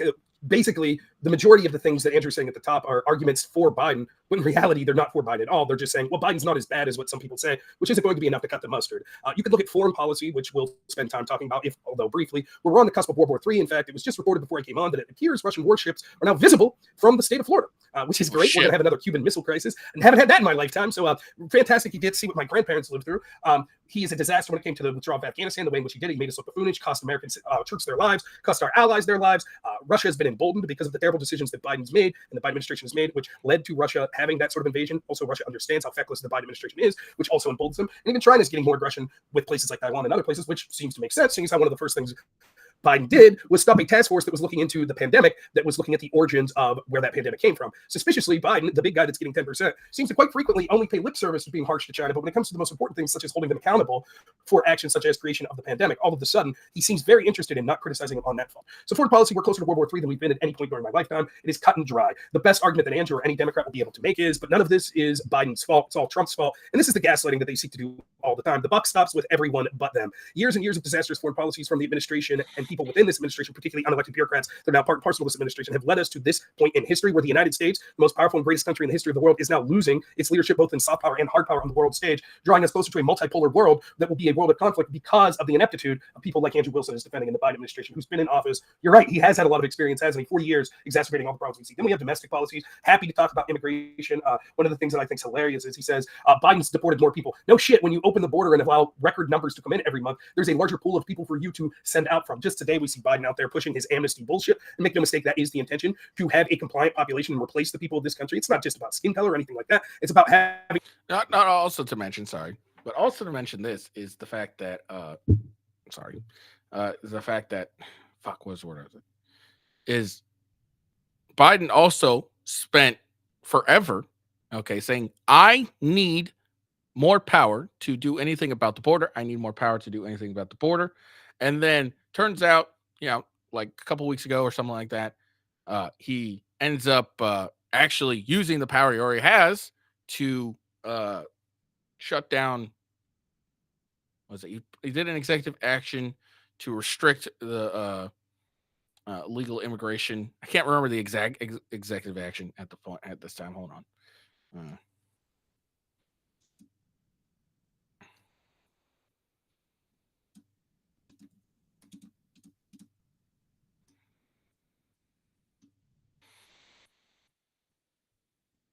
Let's see. Yeah, so he just increased the security at the border. Something he claimed he needed the Congress to do, but then it turns out that's false. He didn't need to do anything. He's temporarily shut down asylum requests and all that. So he said, "Oh, I need this. I need extra power for me to do this. Give me extra power." Turns out he didn't actually need extra power.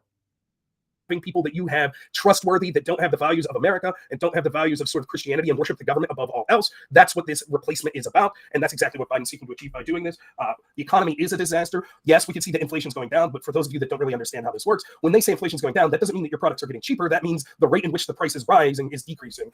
Because we had record levels of inflation. And that's if we trust the government numbers, which are bullshit over and over. But even if we trust them, we can see how bad inflation was. People are suffering all over the place. Gas prices, although they may be dipping down a little now, has much to do with Biden deploying all of the strategic reserves, trying to buy votes just like he's done in the past, what he's trying to do with the forgiving of student loan debt, etc. And so because he's depleted the strategic reserve, things are going to get much worse in the near future. Also, we can see that GDP is going down. The question you should ask yourself is this, not, is this economy okay? It's not, as people could see. We could go through a list of the prices of things, some things going up 50 to 80%. But the question you should really ask is, given the trillions upon trillions of dollars that Biden spent, on pace to spend as much, if not more than Trump, who spent during a pandemic, is this all we get, the bang for our buck? I think $7.7 trillion at last reading that Biden has spent during his administration. And this is it. If you gave me $7.7 trillion, do you think I'd be able as president to have more money in the average American's pocket? Absolutely. Because this is another socialist scheme of transfer of wealth from the poor and working class to the upper class, just like anytime they do this mass money printing. I believe the M2 money supply, which is the total money in circulation, has increased 50% since right before Biden came in office and his tenure in office. And surprise, surprise, the very people that told us that wouldn't cause inflation were wrong, and it has caused inflation. There is arguments to be made that Republicans and Trump were bad in their spending. I don't disagree with that. That's certainly true. However, the question is Biden better than Trump? No. Biden wanted to spend even more and would have been worse when it came to lockdowns. It would have been worse when it came to the spending. The last thing I'll say is issues of culture and corruption. Biden is corrupt. We can talk about that at great length if Andrew would like, but I'll leave him steer the direction of this. However, culturally, I used to know this guy that ran this channel, The Crucible, that understood how important these cultural issues are. And he would be aghast at someone calling Biden a good Catholic or good Christian. The values he has, what Christian values are that? I'm sorry, can you tell me chapter and verse in the Bible where it talks about the importance of sniffing little kids' hair, or denying the existence of your granddaughter, or supporting abortion up until the third trimester? I missed those passages in my reading of the Bible. Granted, I'm not as studious. I forgot the abortion law shit too, but yeah, the LGBTQ, abortion, all that stuff. So don't forget the LGBTQ. As some people that would call themselves Christian nationalists, but he's an abomination. All of the worst things that you see that come from the excesses of the left, the trans storytelling, the sexuality of children, all of this stuff is represented by Joe Biden. And a further presidency of Joe Biden will mean that these things become even more entrenched in all of our institutions, harming our children even more. Last thing I'll say, the buck stops with Biden, even though it is absolutely true that he is a dementia-addled vegetable that has no idea where he was. But don't leave Andrew and Democrats gaslight you that that's not the case, or somehow he's not to blame for these disastrous things. He is just an empty suit for the establishment that is marching us through, destroying Christianity and destroying this great country in its inexorable march to a globalist society that will ensure that all of us are just cogs in a machine and we worship the government amongst everything else. Outstanding. Coming in at 6 minutes and 44 seconds. You used up almost all your time there. Great use of time there, Rob. We now open it up. Andrew, if I'm correct, we have what, an hour and a half? Fucking biased moderator. Already? You're going to immediately compliment the opposition. Yeah, Typical time fucking management. Republican, huh? Time. Oh man, yes. Just be biased. Destroy this traitor, Andrew Wilson. Management, brother. Yeah, and that's not biased at all. No, it's fine. It's cool. It's not biased. Yeah, it's fine. You're absolutely correct, and I humble myself before the interwebs. But is it an hour and a half or is it 1 hour? Give it about an hour 15. Don't let us Gotcha. stick any longer than 15 minutes on a topic. Unfortunately, the two of us can get bogged down pretty easy. So move it along, even if we don't like you for it. So Rob, let's start with this idea of Christian ethics and that Biden is somehow a terrible Catholic, but Trump is somehow a great evangelical. Okay, so Trump, it's beyond obvious, paid hush money to Stormy Daniels. He was convicted on basically every single count. Talking about this hush money, which was paid out. His own lawyer has confirmed that this is true. He was banging porn stars while he was married. Yeah, well, it may be true that his lawyer confirmed that this is true. Guess what? His lawyer is a known scumbag and fucking liar. He admits he lies all the time.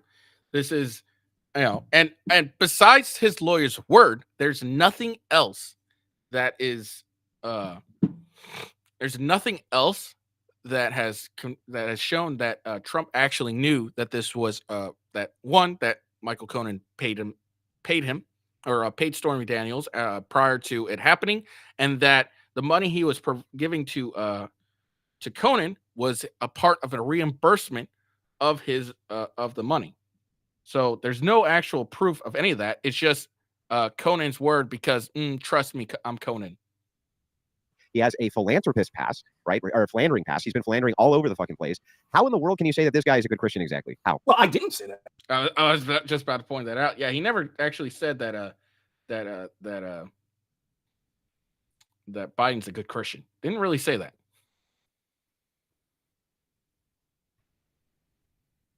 And nor would I try to make that argument. In fact, there are things both as a Christian or just as a person that has any sort of morality in respecting the institution of marriage. I don't respect anyone that cheats on their wife. I think that is a pact between. Do you agree that Trump did?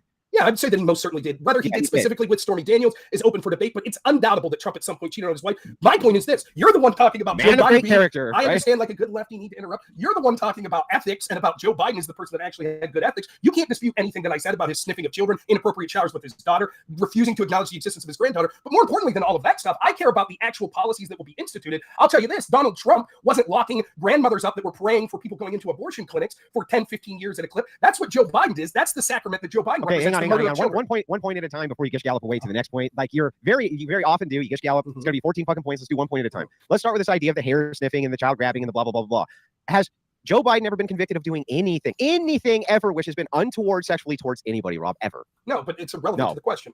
Now Trump though, you would agree is a multiple convicted felon, right? And that did have to do with sexual relations with a woman who was a porn star, right, Rob? That's true. However, that's the institutions themselves are corrupt. The obvious nature of the politicization of these systems, for example, the E. John Carroll, they literally had to change the law to go after him. She claimed that she was sexually assaulted while she was wearing a dress that wasn't created until 2 years later. She claimed that this happened in the middle of a department store, but there were no contemporaneous witnesses. She couldn't remember any of the He wasn't prosecuted for that. Yes. He wasn't prosecuted for that. He was found civilly liable for that. And as far as the Stormy Daniels, as far as the Stormy Daniels thing, he was found guilty of campaign.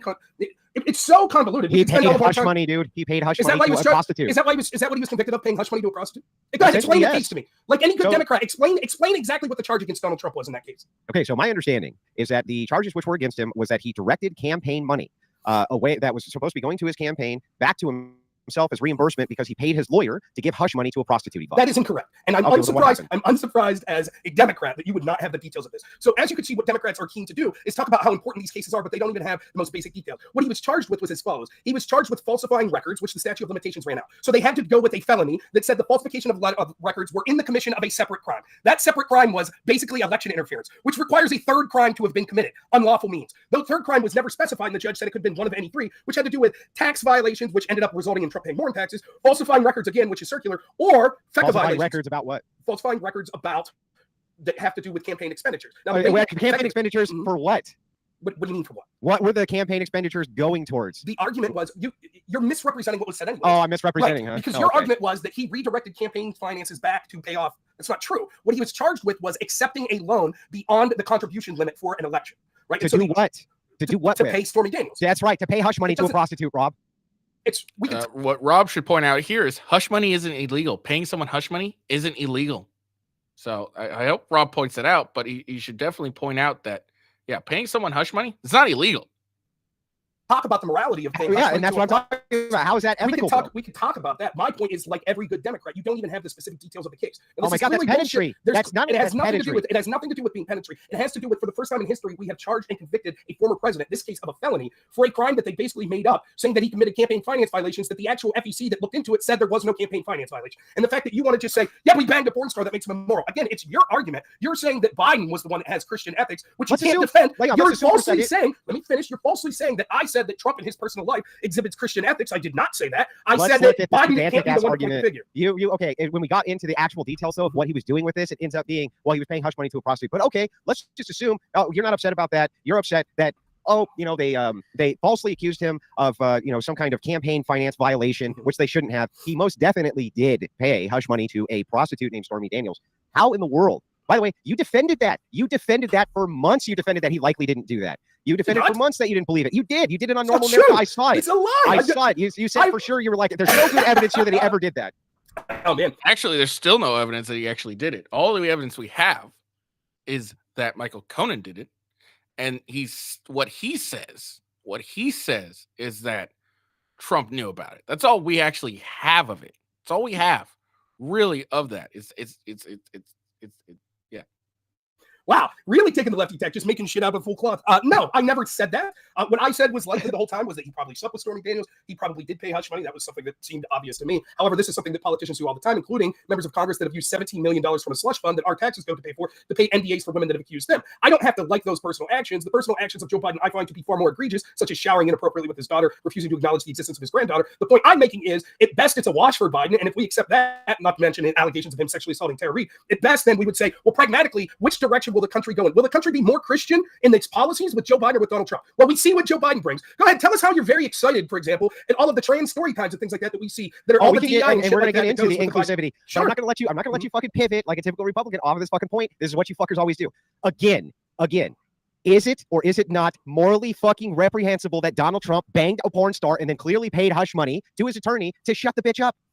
I do not find that to be morally acceptable. I think that is an example of weak moral character. Now, let me explain what Andrew Wilson here has done. He has been unable to defend that Joe Biden is not a more weaker moral character. He's been unable to defend that the policies that will be implicated will be far more antithetical to Christian beliefs if Joe Biden's in office. And instead, what he's doing is gaslighting everyone that I've made a position that I never had. I never said that Donald Trump is a moral individual. I didn't say in my opening statement. He totally fucking pretended.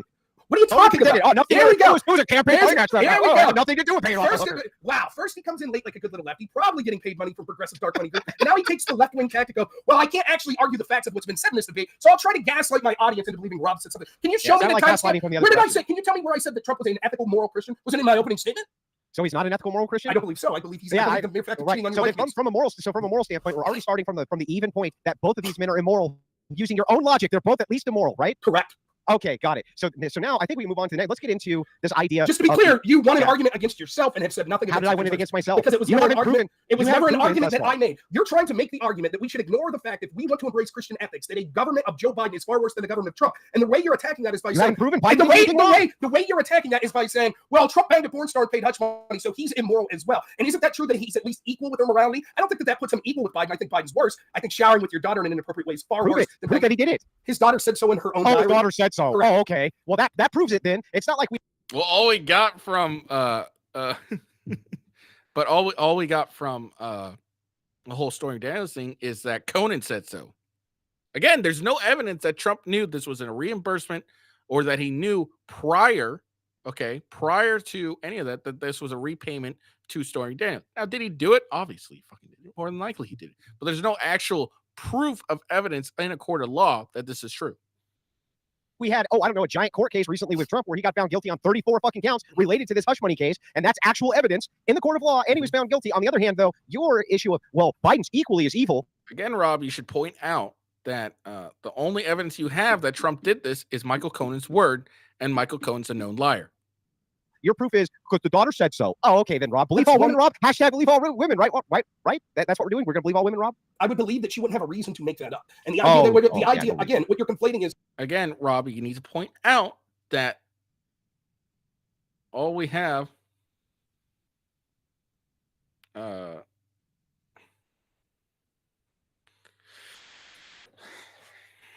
Oh, hold on.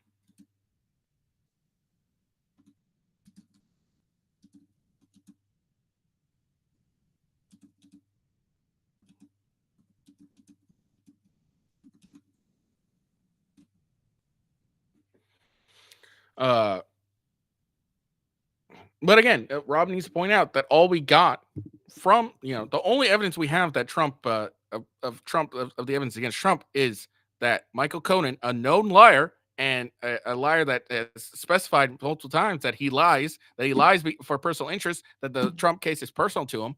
That's all we have of the case against Trump with this hush money deal. So yeah, that's what Rob should be pointing out here. Someone inappropriately sexual contact with a child versus consensual adults having an affair, which I don't support and find it immoral, but there's different levels to the depravity and immorality, as you well know. And again, all of it's a red herring to a point that I never made into this debate. I would say even if a candidate that embraced the policies of Joe Biden was a better Christian in their personal life than Joe Biden, if that resulted in abortions on demand, sexualization of our children, etc., I would still prefer the immoral person in their real life to be president than the person who is more moral in their personal life. And that makes no sense. Of course, that makes no sense. Okay, so from my standpoint, I say at least even from your worldview, both of these men are immoral men. From your worldview, you can see this is true. Correct. But then when we look at the evidence for even why you think that Biden is equally immoral to Trump, you say because his daughter said so. It's one argument I made, and my argument. And all Andrews Wilson position again is because Conan says so. Again, that's all we have for the Conan case, for the hush money case, is Conan says so. That's all we got. There's no other evidence. All right, they didn't call Weiselberg. It's just a known liar. Because what we have here is on Andrew's side, we have a known liar. A known liar. He's lied multiple times.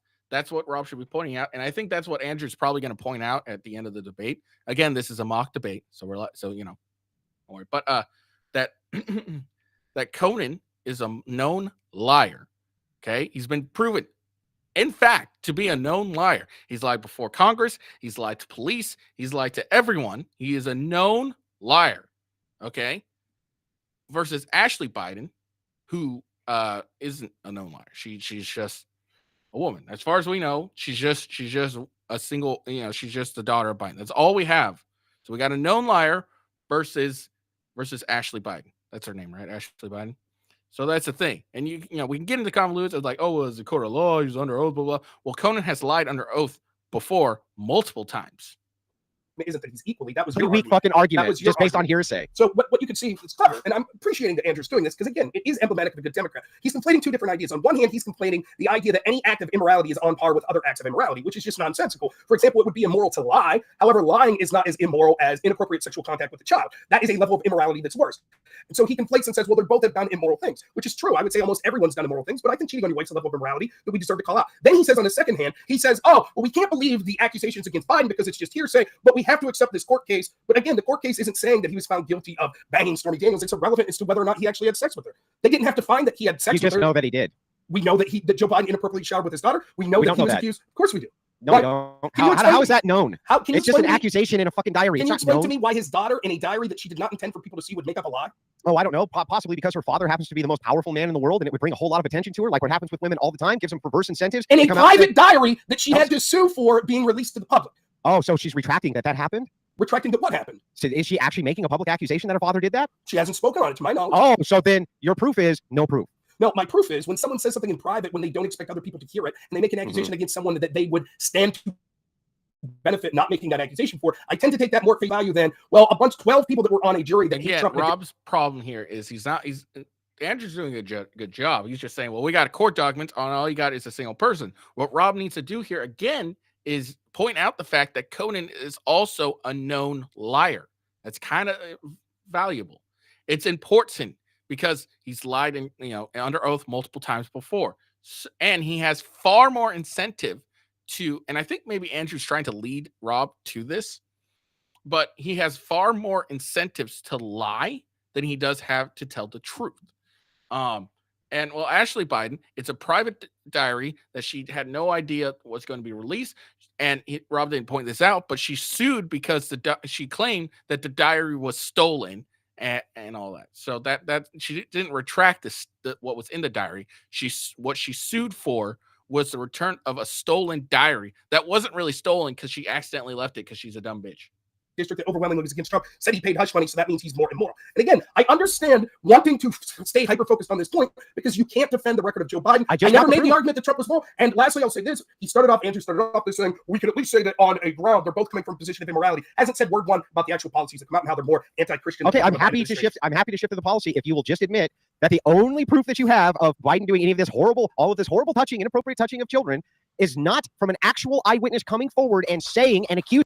Well, again, Rob should also point out we've seen video evidence of him sniffing kids, which is very fucking weird. We got video evidence of that as well. Hopefully Rob points it out. Him of that, but from some fucking diary that any girl could have written about anything. No, that's one example. I said, for example, there were multiple women before Biden was running in 2020 that came out and said he had inappropriate sexual contact with them. We could see with our own eyes his inappropriate sniffing and sexualization of children. We can see from Tara Reid her specific accusation of sexual assault. We could see the immorality of ignoring the existence of his only of one of his granddaughters. All of this is beyond hearsay. This is absolute provable. You have no argument against any of it. You know it exists. You'll just have to pretend like every good Democrat that actually Biden's the sharpest man in the world behind the scenes and don't believe your lying eyes and everything you see. Well, actually, Trump's the most moral man in the fucking world. We're taking all kinds of women and cheating on his wife and being a horrific bastard. No one made that argument in this debate. I mean, you did. I did not. You said that it's completely immoral that he did that. Timestamp.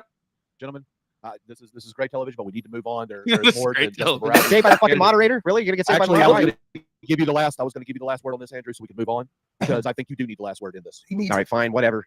So you see how Rob easily falls into a basic logic trap like a fool. I explained, aren't both of these men equally immoral? He says, well, at least they're equally immoral. They're both at least equally bad. I even used the word equally on purpose to make sure that he confirmed it. He fucking confirmed it. And then what happens when I say, okay, even if I'm granting you that at least puts us on the same moral playing field, that you're still going to vote for an immoral man, and I'm going to vote for an immoral man. But then when I ask him for the evidence of the immorality of Biden from his sexual antics, he has, this fucking diary once. No eyewitnesses, nobody coming forward with an actual accusation. Nothing. He has fucking nothing. Want me to respond on? You ready to get to something? Yeah, I'll give you the last word, and then we'll get into policy. Sure. Nothing is an interesting way of ignoring everything that I just said, ignoring the existence of his granddaughter. The multiple women that came out with the accusations of inappropriate touching of Joe Biden. Tara Reid and her accusations that came out with it. I would say that the people saying it's not a good argument. I would go with the more stronger argument is we fucking seen it. We've watched the video and we've seen it. We've seen him sniffing kids, which is weird as fuck. Came forward of sexual assault, way worse than consensual sex with a porn star. The sniffing of children that we see routinely. But yes, it is true that his daughter, and in a particularly egregious case, in a private diary, did also say that she felt that she was screwed up for her life because she had inappropriate sexual showers with her father. Now, I understand that Andrew wants to hyperfixate on the immorality of Trump, but sleeping with a porn star and cheating on your wife, as grotesque as that may be, does not rise near to the level of any of the other things that we talked about Joe Biden, most of which are uncontested. He literally said nothing and just said, oh, Rob's only talking about a diary. I will give Andrew credit for being a good lefty Democrat here, though. He's arguing quite fluently like them and getting smacked down like I routinely do to all these people. Next. Oh yeah, just declare that you won the debate, and it means you did, Rob. I learned from the crucible on that one. Yeah, that's right. So I guess moving on to the next point, if you don't mind, let's bring up the idea of the evil Russian battleships, which are going to institute World War III on the United States. Can you explain when you believe that this massive apocalypse is going to happen from the Russian military, Rob? When do you think we're going to be under the apocalypse of Russia? Is that going to happen soon? A few months? When?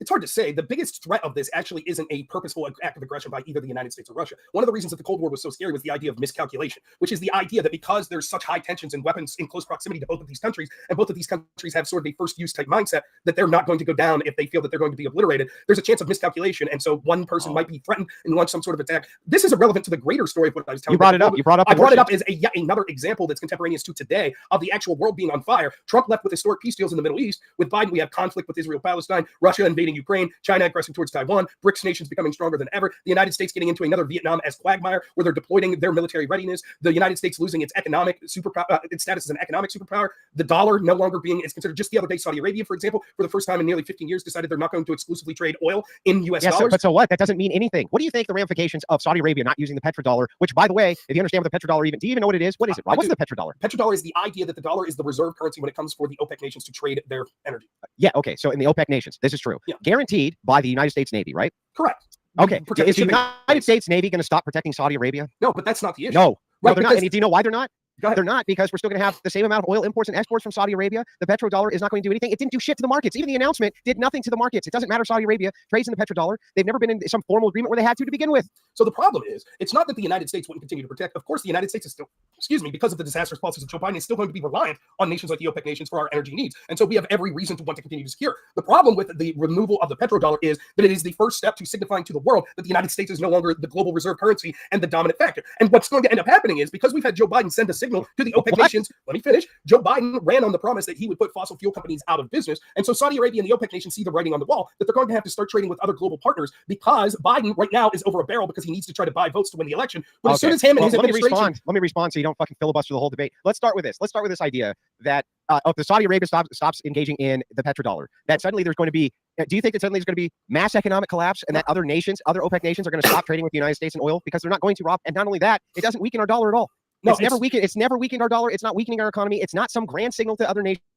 The world reserve currency is still the dollar, and it's going to remain the dollar. Where else is it going to go? What else are we going to use? They keep on saying that they're going to use crypto. They're not going to fucking use crypto. So what do you think they're going to get moved to other than the dollar as the world reserve currency? Nothing. They'll probably go to several currencies from sort of economic trading blocks is where the direction is likely to happen. If you decide that as the United States, you're the reserve currency, and you could over a 3-year span print 50% of dollars into existence, what that does is the rest of the world sees that the currency is no longer stable. If you're OPEC and you hear a promise from the leader of the United States that he's going to put never been stable. Let me finish, lefty. Keep pumping on that phallic cigarette like any good lefty. Let me finish keep on chopping down those cheeseburgers while you fucking talk shit about me smoking. No cheeseburger here. I do that after I crush lefties like you to have a satisfying midnight snack. But you'll see happening is that these nations are going to start realizing out of necessity that even though it's beneficial right now to still have the U.S. currency as the world reserve currency and to have the petrodollar and still have they're going to start pursuing other relationships because they see the writing on the wall. And the United States has gone from the and keep in mind, it's not just about Joe Biden. That's one bone I'll throw you. It's about the people that are really running the Biden administration, the unelected bureaucrats in places like the State Department, in places like the intel agencies, and in other institutions in this country that have taken this great country of the greatest country in the history of the world that had economic, cultural superpower and military superpower, and it has pissed it away for their own personal benefit and for their globalist allies. And so now the average person in this country's labor has been sold out to the rest of the fucking world, and we're going to suffer for it. Your children will suffer, which luckily you decided to have kids before you became a fucking lefty, or you'd probably just be having something in the ass. Leading everywhere except to the point of the actual petrodollar. So let's... All right. So this was entertaining as hell. I don't have enough time to finish this, so we will finish it tomorrow. We'll continue with this watch. Hopefully Andrew Wilson will post this back up to his website so I can watch it there and give him credit where it's due.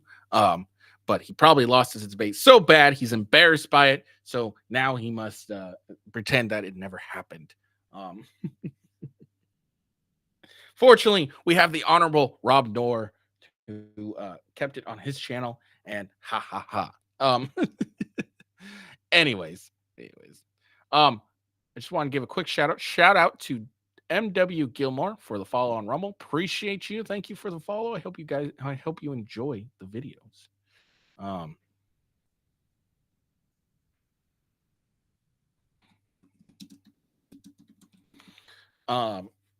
Let's see what else. And something else. My mind went blank. Anyways, I hope you enjoyed the video. We will continue this tomorrow. And we'll probably I don't know how much left I got of this, but we'll probably end up if this gets finished all done, because normally how the Crucible debates work is, let me make myself bigger because I'm more important at the moment. Normally how the Crucible debates work is they do the debate, and then right afterwards they have like a Q&A where they're God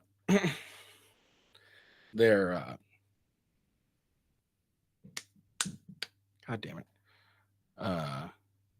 They have a Q&A session where the audience can come and they'll actually call in and they'll talk to them face to face and all that. So I don't know how much more of this we got left, but we'll probably stop there. And if it's early enough, then we'll go and check out Legal Mindset's video and do a reaction to that, where he is talking about what we just talked about today and get his legal opinions on it. I actually sent him a super chat too during that too, so you'll actually get to see my little logo. But yeah, so that's what's gonna happen tomorrow. I hope you guys enjoyed the video, and yeah. That's all I got. So I hope you guys enjoy the video. I hope you guys like and subscribe. Make sure you like, subscribe. Very important. Very important. And yeah, I hope you have a good day. Peace out. And I will see you later. Peace out.